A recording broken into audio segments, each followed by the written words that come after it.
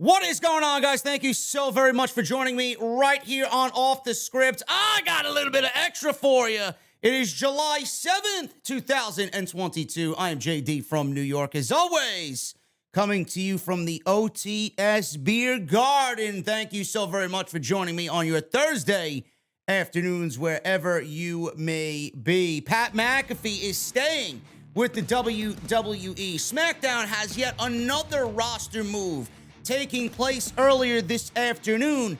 Chavo Guerrero has chimed in on the Jordynne Grace disaster on social media, where she mentioned Chris Benoit in a very defamatory way. We all know Chris Benoit is an asshole, but I think, according to Chavo Guerrero anyway, Jordynne Grace did not make herself look good on social media yesterday. And Bayley, we finally have an update on Bayley and when she returns to the WWE.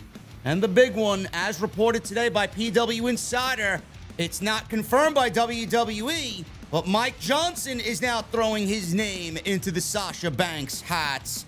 Naomi and Sasha Banks have internally been removed off the WWE roster. We'll talk about it right here on OTS. Follow me on social media, guys, at JD from NY206. That's Twitter and Instagram. Hit that subscribe button down below for all the latest and greatest in the world of AEW and WWE right here on OTS. Make sure you guys hit that join button if you want to sit by the fire pits next to me in the VIP section. Become a channel member right here on OTS. Follow me on social media at JD from NY206. Twitter, Instagram, TikTok, and now Cameo, an official partner with Cameo. We've fulfilled about 6 or 7 cameos right now in the first week and a half. That is tremendous. Thank you guys very much for all that. Links are in the description below. And if you missed any of the content this week, man, plenty of it. Monday Night Raw live. We were live on Monday. Wednesday, Jesse and I were live on Wednesday for AEW Dynamite and Money in the Bank this past Saturday. If you guys missed any of that, it's all on the homepage right now. Let's start with Liv Morgan. Liv Morgan has now officially been moved from Monday Night Raw to SmackDown on Friday night. This should be a surprise to nobody now that she is officially the SmackDown Women's Champion. The move was made because WWE gave her the SmackDown Women's Championship, coming over from Raw and winning the Money in the Bank ladder match, going on to cash in that same night against Ronda Rousey. PW Insider first reported this news about her official move to the Blue brand on Friday night. WWE has been mixing in Raw and SmackDown rosters anyway a lot more in recent weeks, so it's not out of the question that she could still appear on Monday Night Raw. But given what her plans are going into SummerSlam, it looks like she may be on SmackDown for the duration, and expect to see her primarily on Friday nights. Also, we talked about this yesterday in an extra, so if you guys missed that, go and check that out. I documented why Liv Morgan won the Money in the Bank. It was all because of Ronda Rousey and Ronda pitching it to WWE Creative. She wanted Liv Morgan to win not only the briefcase, but the world title at the pay-per-view on Saturday. The reasons were because Ronda felt like Becky, who was supposed to win the briefcase, felt like Becky didn't need it. And the end goal, Ronda's not stupid, is going to be Ronda and Becky going into WrestleMania next year. And she felt that Becky didn't need the briefcase or the world title at this point in her career, at this current time, to get to Ronda at WrestleMania. So Ronda went with Liv Morgan, and they actually bought the idea. And how long she holds that title, I don't know. We talk about the SummerSlam plans. It's probably going to end up being Liv Morgan and Ronda Rousey at SummerSlam. It will definitely include Charlotte Flair at some point. So you're definitely going to get a mix of those three right now. And then going into that Clash at the Castle show, it more than likely will be Ronda and Charlotte for the SmackDown Women's Championship. Or we could see a triple threat match with Liv Morgan being involved in that match in the UK, and that's where she dropped the title. I don't think, and I don't want to be the bearer of bad news, but this is just WWE and the reality of the situation. I do not see Liv Morgan holding that championship past the summer of 2022. But she is now officially a part of the SmackDown roster. Speaking of SmackDown, this is a good move, and I absolutely 100% agree with this move. Pat McAfee signs a multi-year extension with WWE. They issued the following today as Pat McAfee signs this multi-year extension with World Wrestling Entertainment. Today, Pat McAfee signed the multi-year extension with World Wrestling Entertainment since 2021 April. Pat McAfee has served as an analyst alongside Michael Cole for Friday Night SmackDown at 8 p.m. Eastern Time, live each week on Fox. The new pact will see McAfee entertaining the WWE Universe for years to come. Earlier this year, McAfee delighted fans and lit up social media with a WrestleMania debut for the ages. I didn't write this. This is all from WWE's PR team. WrestleMania debut for the ages at AT&T Stadium in Dallas, Texas, when battling Austin Theory, Mr. McMahon, and even getting stunned by Stone Cold Steve Austin. Now, WrestleVotes, they put this out on social media, and I agree with this statement here by WrestleVotes. He says, and I quote, or they say, and I quote, "I'm told the Pat McAfee extension was signed a few weeks back to the thrill of everyone involved. WWE knows exactly what they have in Pat McAfee, and we're steadfast on making sure they kept him around. Good job on them."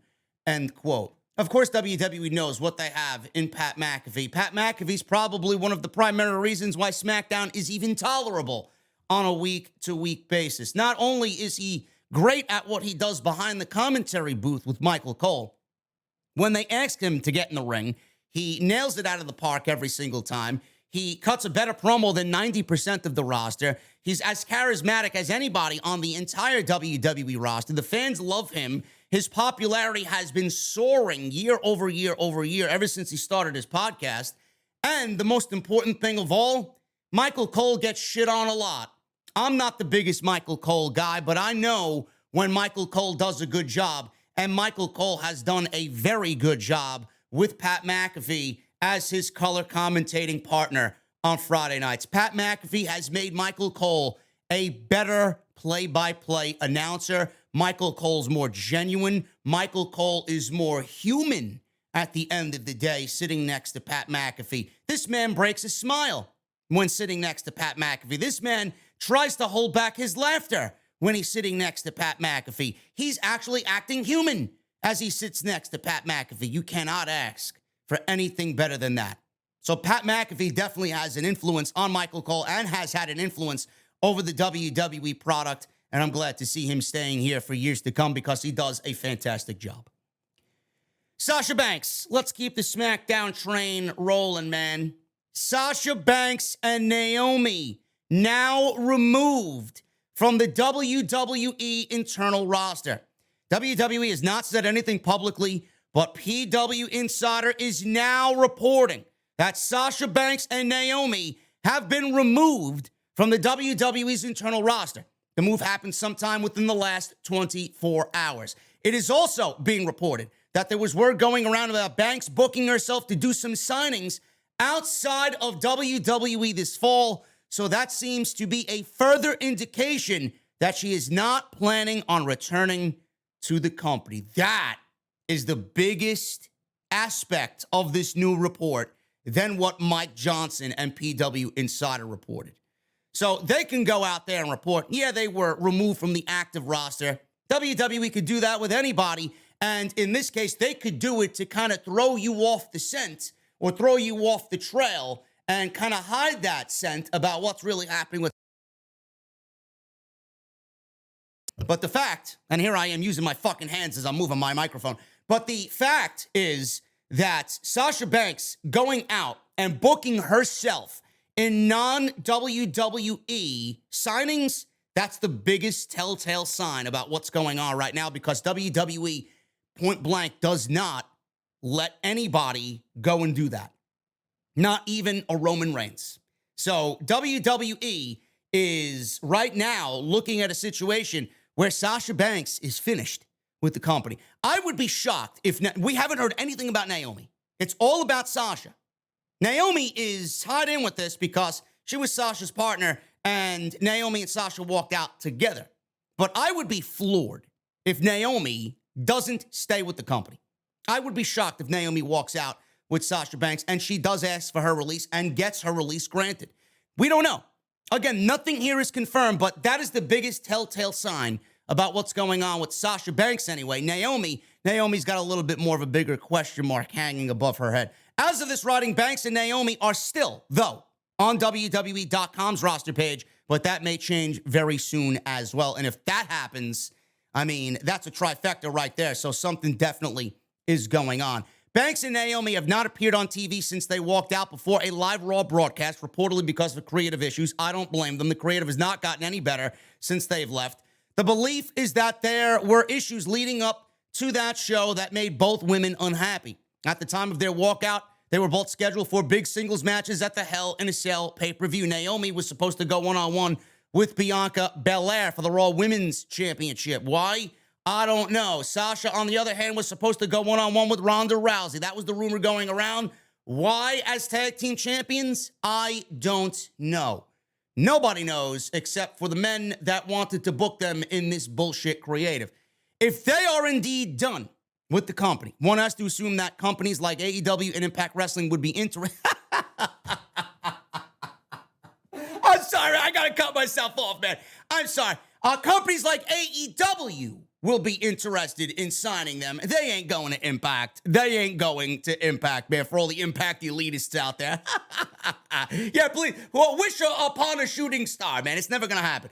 In signing them, but it's unclear if Banks and Naomi want to continue wrestling. I don't know, man. I don't have anything else to add on top of what I've already said about this story. Sasha, if she wants to wrestle, she's going to AEW. Sasha is going to All Elite Wrestling if she still wants to continue to wrestle. Now, that's up to her. She could very well go to Hollywood and do whatever the fuck she wants to do. Naomi, honestly, all joking aside, I could see Naomi end up in AEW as well. I could see Naomi end up on Impact Wrestling. I could see it. They got a great women's division over there. Not to knock them or anything like we usually do. They got a fantastic women's division. I could see Naomi over there. But this is all going to be a wait-and-see game. And shout out to my boy Raj Giri, man, over at Wrestling Inc.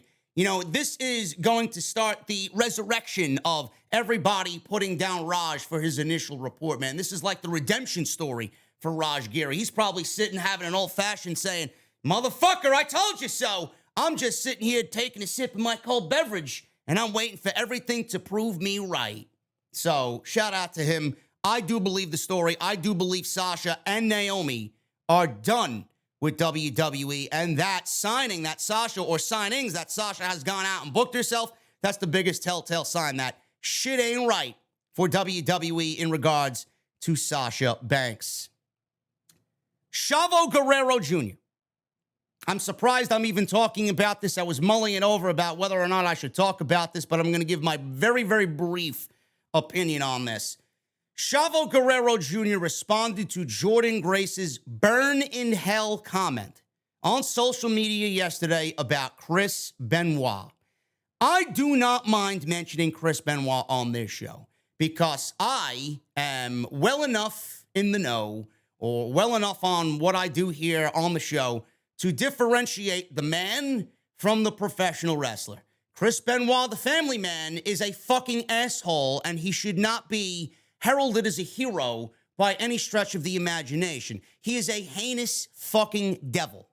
Okay? I want to get that out there, number one. Number two, I can differentiate the fucking heinous act and the fucking devilish bullshit that he did from the professional wrestler. Chris Benoit was an amazing professional wrestler. Chris Benoit was one of the guys that I actually, especially in his time in WWE, man, with him winning the world championship, really somebody I took a liking to because he just embodied that down and dirty, gritty, professional wrestler, man. He made everything look believable. He was not the biggest guy. He was not the biggest guy, but everybody he was in the ring with, he made look believable, man. And that's what I really love, not only about Chris Benoit, but just pro wrestling in general. You don't find many people like that. So Jordynne Grace mentioned Chris Benoit yesterday on social media, and she tweeted this on social media. This is going to be the coldest take I ever tweet on this app. I already know y'all gonna be mad. I don't think Benoit could 100% hang with most of the present day best wrestlers. He would not be able to remember matches. Also, may he burn in hell. Amen. So that's what she said about Chris Benoit. She goes on to do a follow-up tweet and says, and I quote, proving a point, I said something very lightly critical about him. People jump to defend him. He should never be defended. Dude lost that right when he gave his 7-year-old Xanax and strangled him while he was already unconscious. I get it. I get it. Jordynne Grace has a problem differentiating Chris Benoit, the family man who gave his 7-year-old Xanax and strangled him while he was already unconscious, from Chris Benoit, the would-have-been Hall of Fame wrestler if none of this was ever a thing. So Gail Kim went to Twitter and said this, and I quote, controversial for sure. I disagree, though, with the take of hanging with the best of the best today. He most certainly could, and I saw someone comment Kurt Angle couldn't either. He would mop the floor with everyone, end quote. Now, Guerrero tweeted this. I think Jordynne Grace lost a lot of wrestling credibility from some of her comments. Guerrero and Benoit were close friends, obviously, and he's one of the last people to speak to Benoit before the double murder-suicide in 2007. I love Jordynne Grace. I think Jordynne Grace is great. I appreciate what she's done for women's wrestling and what she continues to do, proving herself to be one of the best women's wrestlers in the world today. I'd love to see her on a bigger stage because I don't think she gets the credit that she deserves wrestling over in Impact Wrestling. I will say that. Number two, I respectfully disagree. I don't even know why Chris Benoit was brought up. I don't. It almost seems like Chris Benoit was brought up in discussion and she wanted to voice her opinion immediately in the moment on social media, and then this shit blew up in her face and blew completely out of proportion. I get that Jordynne Grace is married to Jonathan Gresham, and Jonathan Gresham is heralded as probably one of the best, if not the best, professional wrestlers in the world today. It's all a subjective thing. Jordynne Grace is a very big fan of what her husband does, and nobody can take that away from her. That's the way it should be, being that they are husband and wife. But, again, I don't know why Chris Benoit was mentioned in this, and God knows she only gets so much bullshit on social media. Who knows the type of shit that she gets in regards to her husband on this app. So I don't know really why Chris Benoit was brought up. But the fact of the matter is, she said that Chris Benoit could not hang with today's present-day best wrestlers. Meanwhile, all of us know how to differentiate the monster from the man in the ring. And I think all of us can agree that he probably schooled 98%, 99% of the wrestlers that we see today. Kurt Angle, the same thing. And Eddie Guerrero was brought up. Chris Benoit, Eddie Guerrero, and Kurt Angle would absolutely fucking, and Gail Kim said it best. I don't need to really add on top of what she said. They would mop the floor with everybody today, especially Kurt Angle. Kurt Angle is one of my favorite in-ring performers of all time. Chris Benoit would do the same thing. You know, you look at your Bryans and you look at your Greshams and you look at your AJ Styles and your Omegas and all these guys that you think are in the class of best, Okadas, the best in class of professional wrestling today. Chris Benoit would be able to hang with them. Prime Chris Benoit would be able to hang with anybody that you put in the ring with him. I don't think that's really a subjective thing. If you know your pro wrestling, you know that he'd be able to hang with the best of them. It comes down to not being able to differentiate the man from the monster, or the wrestler, I should say, from the monster and the man that he was at home. I don't know why this was brought up, but everybody's seemingly talking about it, and now she deleted the tweets, and I don't know if she's going to remain on Twitter after this. She may take a break, a social media break, after all this really came down upon her on social media. Twitter's cancer. God knows what that woman deals with on a daily basis, man. God knows what things are said about her and her husband in general. I don't know. I don't know what sparked this conversation, but I do think, and I respectfully disagree, that, she thinks that he would not be able to hang. I think he would absolutely be able to hang with everybody, but we need to differentiate the monster from the in-ring performer. The monster should not be heralded, but I have no problem going back and watching a Chris Benoit match, or talking about the great things he did in the ring. That's all, again, all subjective. You may not want to talk about him because of your feelings towards it. That's fine. but I have no problem mentioning his name or mentioning a match that he was taking part in. I don't mind that. Chris Benoit and the man, you need to separate the two entities, and that's what I think Jordynne Grace failed to do here. Bayley returning to WWE television very, very soon. We got another update on Bayley coming back to WWE television. It looks like fans may be seeing Bayley back on WWE TV soon, or at least it appears the way it looks on a recent report from PW Insider reported today that Bayley was seen at the Performance Center for several days this week.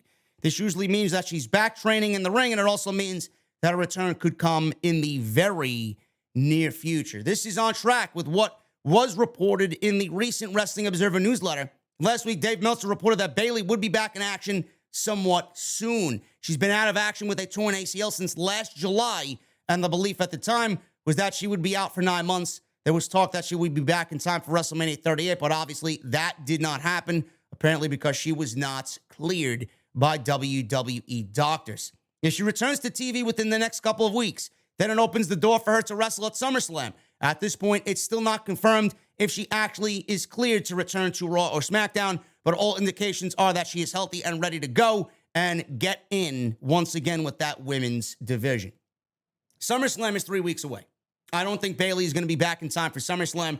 SummerSlam usually is the Monday Night Raw after WrestleMania and the Monday Night Raw after SummerSlam. That usually are the two biggest Monday Night Raws of the entire year. I would save Bayley to return on either that Monday's Raw or Friday SmackDown following SummerSlam, because there'll be enough time in between SummerSlam and Clash at the Castle where you could bring her back to television, get her involved again, and maybe get her a match on that show, because I'd love to see her. What she brings to the table and where she goes, that remains to be seen. I don't think how great Bayley is, it's going to be a game changer for the women's division, because it always comes down to creative. No matter how great Bayley is, it all comes down to the creative aspect of the women's division. And right now, it's just not good.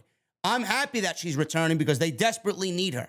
Where she goes, I don't know, but I would have her come back on the Raw or Friday SmackDown following SummerSlam. And finally, guys, NXT UK notes. You might not watch NXT UK, but I find this to be very interesting. The injuries have been a major, major thing this summer for all of professional wrestling. WWE and AEW combined has numerous injuries that I don't think I've remembered ever seeing. But Ilya Dragunov vacated the NXT UK Championship. This was reported by Inside the Ropes. At Wednesday's NXT tapings, Dragunov announced that he was forced to vacate the NXT UK Championship due to injury. He didn't state the nature of his injury or a timetable for his return from injury, but he was wearing a walking boot. At the same tapings, it was announced that an 8-man tournament will be held to crown a new NXT UK champion. The tournament started at the tapings and featured Tyler Bate, Mark Coffey, Trent Seven, and Oliver Carter winning their first round matches to advance to the semifinals. WWE will hold another set of tapings on Thursday today. Dragunov was the NXT UK champion for over 300 days after winning it from Walter last year at TakeOver 36 during his reign, which was probably one of the best WWE matches of the year last year. Probably the best WWE match of the year, period. During his reign, he has successfully retained the title against A-Kid, Rampage Brown, Roderick Strong, and Jordan Devlin, who now goes by the name of J.D. McDonough. So, Tyler Bate, Mark Coffey, Trent Seven, and Oliver Carter won their first round matches. So, it's an 8-man tournament. These four guys are remaining in the tournament. I don't watch NXT UK, but I've been keeping up to date on what happened because I was a big Mustache Mountain guy. I'm a big Tyler Bate guy. I wish more for Tyler Bate. He's fucking incredible. So if I'm looking at these four, Trent Seven just turned on Tyler Bate. I could see Tyler Bate getting another run with the NXT UK Championship and having to go through his best friend to win it after being stabbed in the back by Trent Seven. I'm calling for Tyler Bate and Trent Seven in the finals with Tyler Bate going over and becoming the new NXT UK champion. Maybe we get Dragunov coming back and we get Tyler Bate versus Dragunov for the NXT UK title in a way to maybe have him come back and get one last shot for not really losing the championship. He vacated it, was never beaten for it, and we get that mega match between those two guys for the NXT UK title. That's something I would tune in for. I think that would be great. I'm going with Tyler Bate and Trent Seven with Tyler Bate winning the vacated NXT UK championship. So some news and notes coming out of NXT UK if you guys care about that at all. That's all I got for you, man. That's all I got for you. Hit that thumbs up. 1,000 likes minimum today on OTS Extra. Let me know what you guys think down below in the comments of all the top stories today. And I will be back on Friday live from the OTS Beer Garden for Friday Night SmackDown and AEW Rampage. Follow me on social media at JD from NY206. That is on Twitter, Instagram, TikTok, and now Cameo. And go check out all the other videos that you might have missed on the channel. Guys, I'll see you back live on Friday. Have a good Thursday. And I'll see you back live from the Beer Garden for SmackDown and Rampage right here on OTS. I'll see you guys later.